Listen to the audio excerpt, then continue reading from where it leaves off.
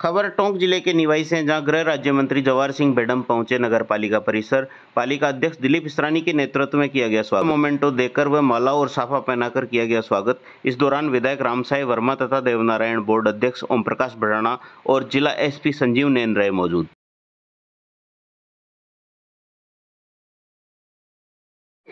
देखिए, सबसे पहले तो मैं आप सबका स्वागत करना चाहूँगा, अभिनंदन करना चाहूँगा कि आप लोग इस प्रेस वार्ता में पहुँचे हैं।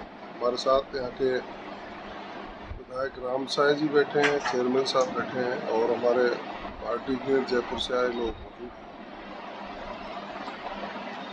3 दिन का देवधाम जोधपुरिया में एक बहुत बड़ा मेले का आयोजन होता है, जो वार्षिक मेला है।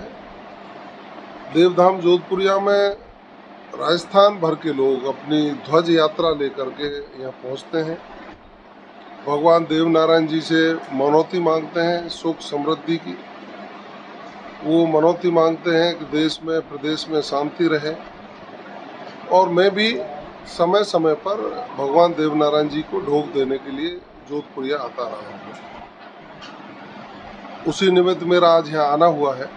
अभी प्रदेश के मुख्यमंत्री आदरणीय भजनलाल शर्मा जी जापान की यात्रा पर जयपुर से रवाना हुए।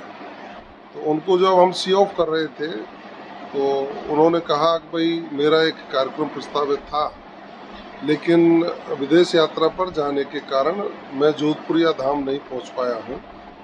आप लोग वहां जा रहे हो तो सभी देव भक्तों को मेरी ओर से भी प्रणाम कहना।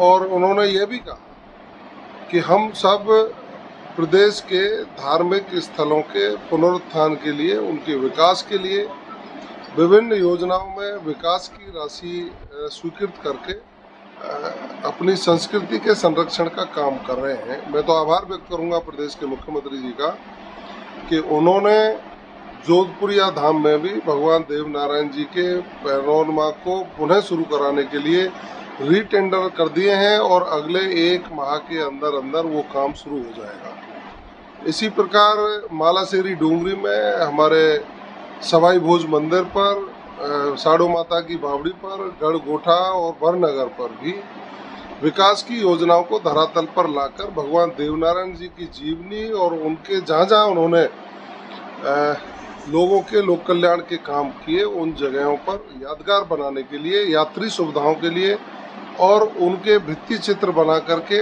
रिसर्च सेंटर आदि खोल करके लोगों को समर्पित करने का जो संकल्प लिया है, हम हृदय से आभार व्यक्त करेंगे प्रदेश के मुख्यमंत्री जी का और देश के प्रधानमंत्री जी का कि वो पिछले वर्ष जब 1111वां भगवान देवनारायण जी का जन्मोत्सव था तो स्वयं देश के प्रधानमंत्री जी दर्शन करने के लिए पधारे थे।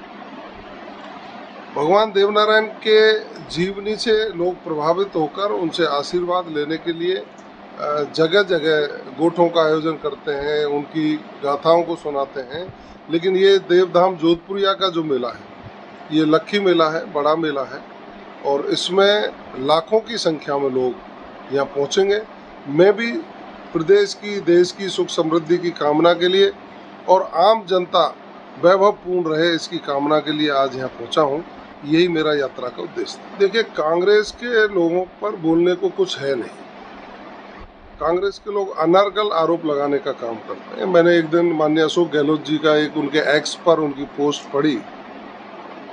उनको तुलनात्मक अध्ययन करना चाहिए। उनके राज में कानून व्यवस्था बिल्कुल चरमरा गई थी।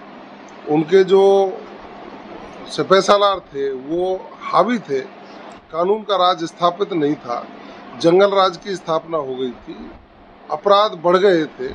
आपने देखा उस समय जयपुर जैसे शहर में रोटी मांगती हुई महिला के साथ एम्बुलेंस में बलात्कार हुआ, कन्हैया की हत्या हुई, टोडा भीम में सरेआम बलात्कार हुआ, अलवर की घटना भीभत्स कांड वहाँ हुआ था। इस तरह की हजारों घटना रोजाना देखने को मिलती थी। किसान आत्महत्या कर रहे थे, जगह जगह पुलिस को पीटा जा रहा था और अपराधियों के हौसले बुलंद थे।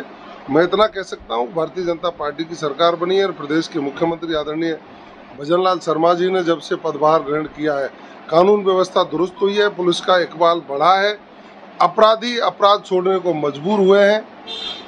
और संगठित अपराध करने वाले जो लोग थे वो लोग राजस्थान छोड़ करके भागे हैं। पुलिस पकड़ पकड़ के उनको सलाखों के पीछे ले जाने का काम कर रही है।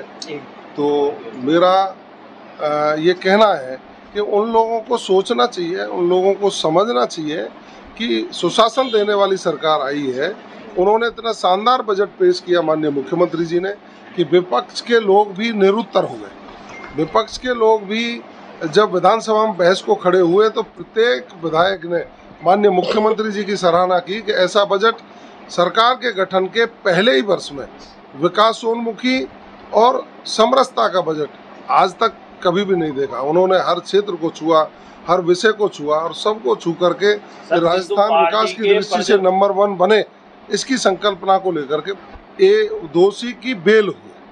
अब बेल लेना कोर्ट का एक स्वयं विवेक अधिकार है कि वो किसकी बेल लेता है, किसकी बेल नहीं लेता, लेकिन उसके बावजूद भी सरकार उस पर संज्ञान लेकर जो निर्णय हुआ है उसका न्यायिक अध्ययन करा करके, विधि पूर्वक अध्ययन करा करके हमारा प्रयास है कि दोषियों को कठोर सजा मिले, इसकी पूरी पैरोकारी की जाएगी और अध्ययन करने के बाद न्यायोचित कार्रवाई जो भी होगी वो करेंगे और कन्हैया के हत्यारे सजा से बचे नहीं, इसका पूरा प्रयास राजस्थान के। देखिए, प्रताप सिंह जी को तो ये चाहिए, उनको रोटी स्वाद नहीं लगती तब तक वो बोलते नहीं, कुछ न कुछ आधारहीन तथ्यों के आधार पर वो अलग आरोप लगाने का काम करते हैं। और डोटासरा जी का भी यही हाल है। डोटासरा जी तो यही कह रहे थे कि साहब ये भारतीय जनता पार्टी इस तरह के प्रोपेगेंडा करती है। क्या डोटासरा जी को मालूम नहीं है कन्हैया की हत्या नहीं हुई थी क्या? या तो स्पष्ट कहें को कन्हैया की हत्या नहीं हुई। हमने उस समय भी कहा कन्हैया की हत्या हुई है, हत्यारों को सजा दिलाई जाएगी, सरकार पूरी पैरोकारी करेगी। एनआईए ने उसकी जांच की थी। अब एनआईए ने जांच करके उनका जो अपना रिजल्ट पेश किया, उसके बाद उनकी कोर्ट ने जमानत ली है। तो मैं कोर्ट के निर्णय पर तो टिप्पणी नहीं करना चाहूँगा, लेकिन सरकार उस पर पूरा अध्ययन करने के बाद जो भी समुचित कार्रवाई, न्यायोचित कार्रवाई होगी वो करेंगे और दोषियों को कड़ी से कड़ी सजा मिले, इसका पूरी पैरोकारी। सर, पूर्व सीएम वसुंधरा राजे ने कहा है कि जिसको पीतल की लौंग मिल जाती है वो कहीं ना कहीं अपने आप को शराब समझने लगता है। उनका इशारा किधर है? भारतीय जनता पार्टी की सरकार सकारात्मक रूप से इस राजस्थान के विकास की परिकल्पना को लेकर माननीय मुख्यमंत्री भजनलाल शर्मा जी के नेतृत्व में काम कर रही है और सभी भारतीय जनता पार्टी के नेता हमारे सम्मानीय हैं। एकजुटता से सकारात्मक रूप से परस्पर आपस में विचार करके राजस्थान को विकास की दृष्टि से नंबर 1 बनाने के लिए, चूंकि नरेंद्र मोदी जी ने जो आह्वान किया है हमारे देश के प्रधानमंत्री जी ने कि 2047 में देश विकसित देशों की श्रेणी में आएगा, तो राजस्थान की उसमें अहम भूमिका हो, इसके लिए हम